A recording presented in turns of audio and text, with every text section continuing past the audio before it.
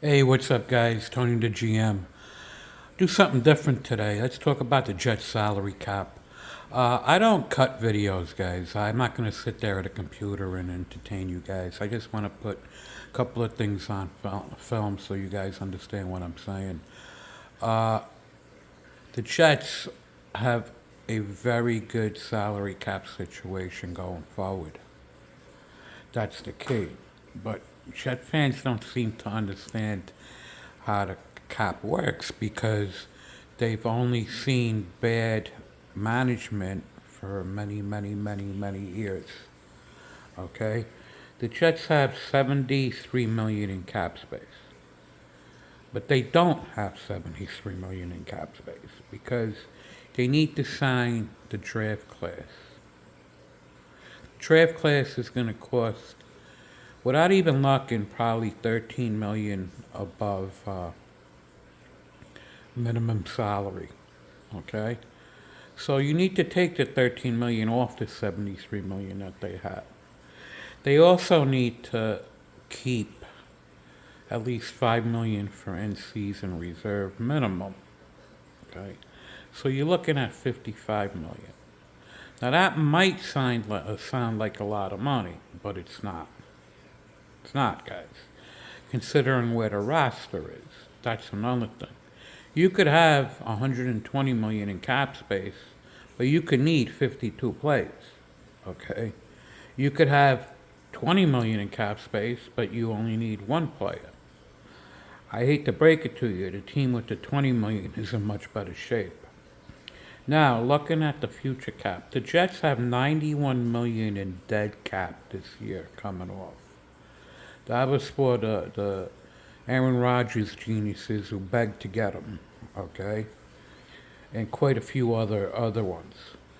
Now, if they cut Fields, you're looking at 124 million in dead cap.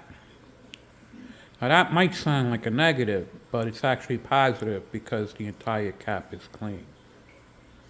Now let's get back to the cap space. The Jets have 55 million to spend. Now here's the thing: they only have a handful of contracts, guys. Everybody's on league minimum, basically league minimum. The only contracts they have is Stevens, 13.9. They have Wilson and Sherwood on extensions. They have the Phillips contract, which they could just renegotiate or they could cut him. Okay, which I don't think they would do because he seems like a good veteran presence.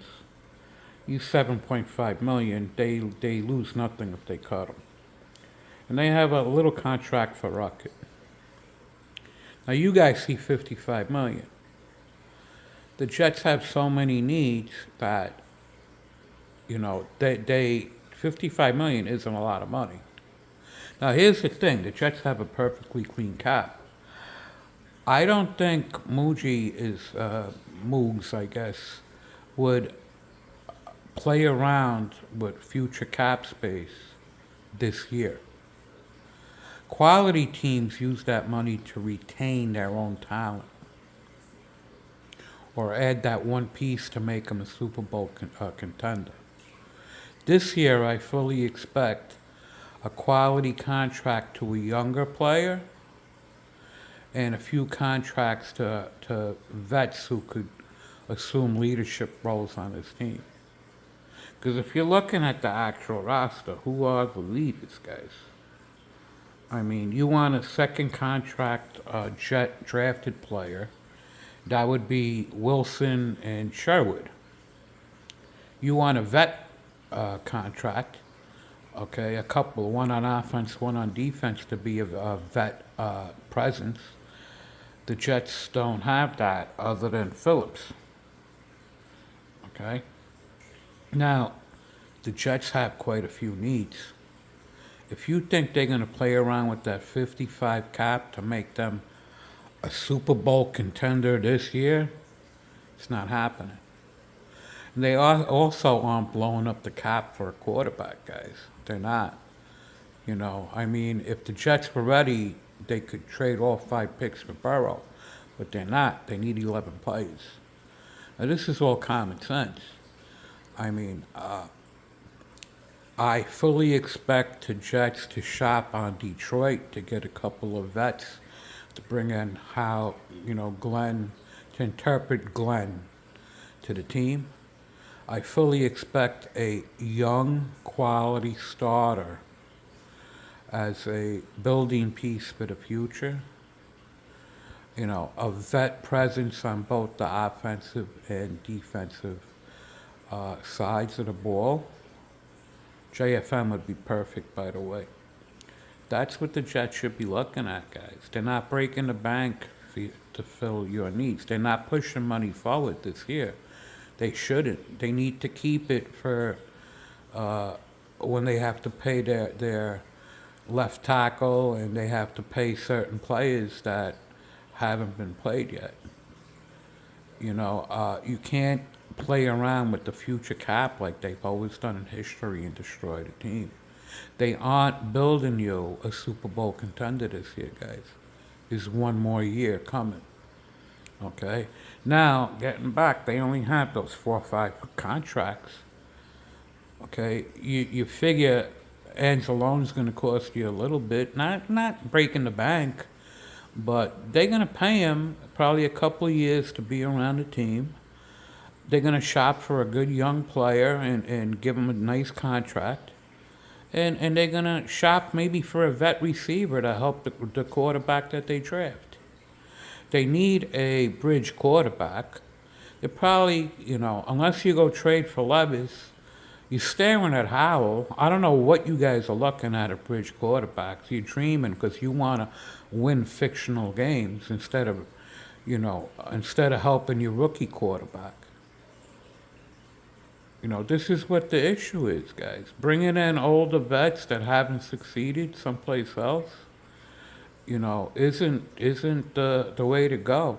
You need to match your bridge quarterback with your actual drafted quarterback in terms of skill set.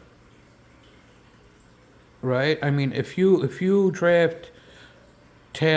to draft Taylor Green, you go get Mariota. It's that simple. A dual threat quarterback. I mean, seriously. If you want to draft Aller, there's no Aller. You go get a big-bodied quarterback, a pocket passer. That's the way you think, guys. I mean, I'm confused as how the Jet fans constantly think. They're not blowing up this cap, guys. This isn't a win now, Aaron Glenn fired year, or Aaron Glenn needs to win 7 games in order to save his job year, guys. It's not. The Jets draft a quarterback. Aaron Glenn will be the coach in 27. It's that simple. They're not going to mess around with a quarterback. Now, the cap is very simple to explain. I mean, they have the Breece Hall contract, okay, which is guaranteed. They have a few players that they could cut to make. The only player they could cut to make space is actually Phillips. They're creating more cap. They're losing more cap if they cut Stevens, Wilson, or Sherwood, and Ruckett. So they only have one player move to create cap space, guys. So don't think you're shopping for, the world here. Jet fans live in fantasy land. I'm serious, guys. I mean, you got to be realistic.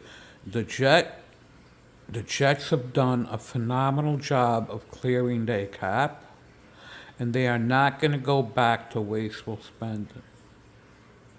If you want to borrow cap for next year or the year after, it has to go for a player that's going to be on the team 2, 3, 4 years down the road. That's all I have to say, guys. Take care.